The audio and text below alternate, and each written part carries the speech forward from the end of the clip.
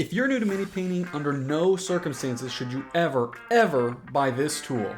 What's good, minicrafters? My name's Samuel. I paint minis and build dioramas, and if you are new to painting minis, then you know that there are a million different hobby tools out there that everyone claims you need to have to be good at mini painting.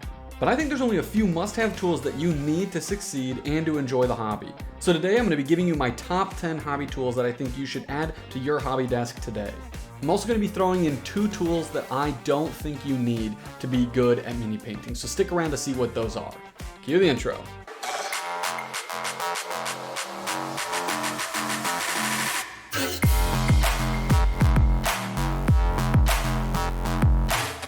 If you watched last week's video and you stuck around until the end, you know that I'm moving in just a couple of weeks, and not just down the street, but 1,000 miles from where I live today. Now, I'd said I was going to be taking a break from the channel just until we had gotten moved and situated, but I just couldn't help myself, and I had to make this one for you guys. As I packed, I started to take inventory of all of the things that I had, and that got me thinking, which is never a good thing. I have a lot of hobby stuff, and whether it's for painting minis or building a little diorama, I have accumulated a ton of tools. Now, some of them have their place, and I use them quite often, but others, not so much. And with a big move imminent, I had to really go through all of my stuff and decide, was I gonna keep it? Was I gonna give it to a friend? Do I pitch it? And it got me thinking that this exercise was actually pretty useful because I got to figure out what I really used and what was useful to me. So I decided to put together a top 10 list of tools that I cannot and will not move without. Let's get into it. Right off the bat, I'm gonna be starting with paintbrushes. And I know you're gonna say, no, you need paintbrushes to paint minis? Never would have guessed it. But it's true, you do in fact need paintbrushes to paint minis. But what you don't need is the fanciest, most expensive brushes that you may see other YouTubers or people on social media using for their minis. At least, not at first. I use these inexpensive Master's Touch brushes that I got from my local craft store. And at the time it was because of cost, but I'd say I made the right move. Rather than buy a super expensive brush, like a Winsor & Newton or another type of Kolinsky sable brush, I started with these synthetic brushes, and that's gonna help you get into the hobby and get your feet wet without breaking the bank. Now, I'm not saying don't get a fancy brush. In fact, I think you should at some point, but only after you've wet your feet, got used to the painting process, and got more comfortable in the hobby itself. Having a fancy brush is not what's gonna make you a good painter. Numero dos, we're looking at hobby nippers. These guys are essential for painting minis, especially since the vast majority of minis come on sprues and need to be cut off before assembly. Now, while there are expensive versions of this, like the God Hand nippers, which are going to cost you a cool $55, I have and use a cheaper version that works just as well. You want to make sure that your nippers have a flat side to them though. That way you can get clean cuts on your minis when you're removing them from their sprues.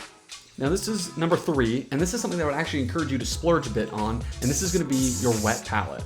A huge portion of painting minis is done with acrylic paints. Sometimes you'll see oils, enamels, and other things like that, but typically it's acrylic paints. Now if you've used acrylic paints, you know that they dry out incredibly quickly. So to solve this, you're going to want a wet palette. These are essentially sponges with parchment paper or something similar on top that you can put your blobs of paint on, and it's going to keep them hydrated and ready for you to use. There are tons of different palettes out there, with more coming to market every day. I personally use a Red Grass Games wet palette, and I truly love it. Now, I know it's a bit pricier than other wet palettes out there, like the Masterson wet palette, but mine's treated me really well the last few years, and I don't plan on changing anytime soon. I did make a video a while back on tips and tricks on how to use a wet palette, not just a Red Grass Games one, so if you're interested in that, I'm gonna have it linked in the upper right hand corner and in the description below. Moving on to number 4, we are looking at a hobby knife. Now there are tons of variations of hobby knives out there. Some are helpful for certain things, like this big bladed knife that I use to cut basswood for dioramas, while others are going to be better for cleaning minis up while assembling them, such as this smaller knife that I'm using to clean mold lines. While you can buy cheap ones or expensive ones, the main thing to keep in mind is that you want your blades sharp. If you have a dull blade, it's going to make your working harder, you're more prone to cut yourself, things like that. Something that I've actually started using more and have really been a fan of is interchangeable blades. This little pack comes with a handful of different blades so that I can switch out on my hobby knife for whatever reason or need that I might have. Next, for number 5, let's talk about a tool that is used specifically for cleaning your minis. Flexible sanding sticks. And I know you've probably seen me use them in my videos before. I really like these because they are spongy and bendy, meaning that they can form to the surface that you're sanding. The kind that I'm using is double-sided, with 280 grit on one side and 320 on the other. This lets me get a nice surface finish for whatever I'm trying to clean up. They're also pretty thin and narrow, which lets me get into those tight spots on my minis. After you sand and clean your minis, you need to put it together. Which brings us to tool number 6, super glues. My go-to super glue is one of two things, either Gorilla Glue Gel or Mr. Cement Thin. I don't have any particular reason for using these two specific brands, but I like to have a glue that's thicker on one hand and then another one that's thinner. And this depends on what I'm putting together or what I'm doing. Typically, I'm going to be using a thinner glue when I'm basing my minis, and then I'm going to lean on the gel for most other things. Number 7 in my list of must-haves is a pin vise and drill bits. A pin vise is a small handheld tool designed to hold and rotate very small drill bits, typically ranging from 0.1 millimeters up to 3 millimeters in diameter. Drill bits are the interchangeable tips that do the actual drilling on your mini. One of the main needs is pinning your minis. When you have a mini that's either too small and hard to hold, or is maybe too large and difficult to glue to a base alone, you pin it. Doing this provides extra support for the mini as you either paint it or maybe even base it. You can use metal wire or even paper clips as the pin, but having a pin vise and a drill bit is what's going to let you get the hole placed for that piece of metal. Using a pin vise and drill bit to pin your minis tends to be the most common thing that you use it for. However, I use it for other things as well, including adding weathering, bullet holes, little details like that to my minis. Therefore, don't think that you're limited to using your pin and bits just for pinning your minis. Another helpful tool to have on hand is a set of tweezers.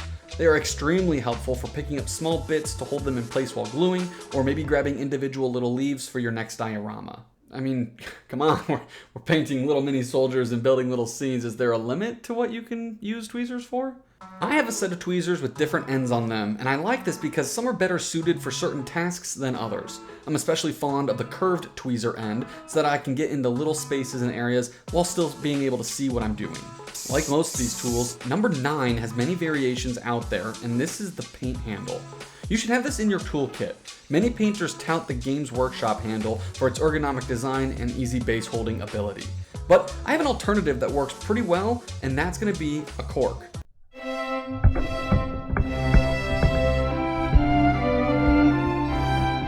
I particularly like the corks that have a piece of wood on them as well as the cork itself. Now, I pin my minis to the cork part if I want to, but I can also glue or use sticky tack and put them on the wooden part if I'm holding it that way. Whether you're using a bought handle or a little cork like I do sometimes, the goal here really is to be able to hold your mini without touching it with your fingers and limiting fingerprints, but also being able to get access to all the different parts of the model. And last but not least, we arrive at number 10, which is a high quality hobby light. Now this one may seem basic, like yeah, duh, you need a light to see what you're painting, and you may have a light, but you have the right light. Having a good hobby light is super important. Sometimes they have adjustable arms, you can increase the brightness settings, but most importantly, it should have the ability to have a natural light setting or color shifting so that you would be painting in a mimicked natural light. And what this is going to let you do is paint color more accurately. The light I have is not super expensive, but it has a lot of the great features that I would heavily advise new painters get in their light. First, many high-quality hobby lights, including mine, offer daylight or full spectrum bulbs that can mimic natural sunlight. This light in particular lets me cycle through a handful of light spectrums going from cold to warm, but also finding a mixed in-between. When you flick on a lamp, you have one light color, and sometimes they're warm light bulbs, sometimes they're cooler like LEDs, but what we're looking for is something that you can adjust and play with so that when you are painting your minis, you are getting the most accurate light on that so that your colors are more accurate. Daylight bulbs or settings ensure that the colors that you see while painting your mini are true to how they are going to appear in different lighting environments. This prevents surprises when you move your finished mini from your hobby desk to another setting. Painting miniatures requires precision and attention to detail, and a high quality light is going to let you hone in on those details even more accurately. But inadequate lighting can lead to eye strain, incorrect color application, and missed details, making the painting process frustrating and less enjoyable. Therefore, investing in a high quality hobby light, like the one I use, ensures that you have optimal illumination needed to paint accurately and comfortably.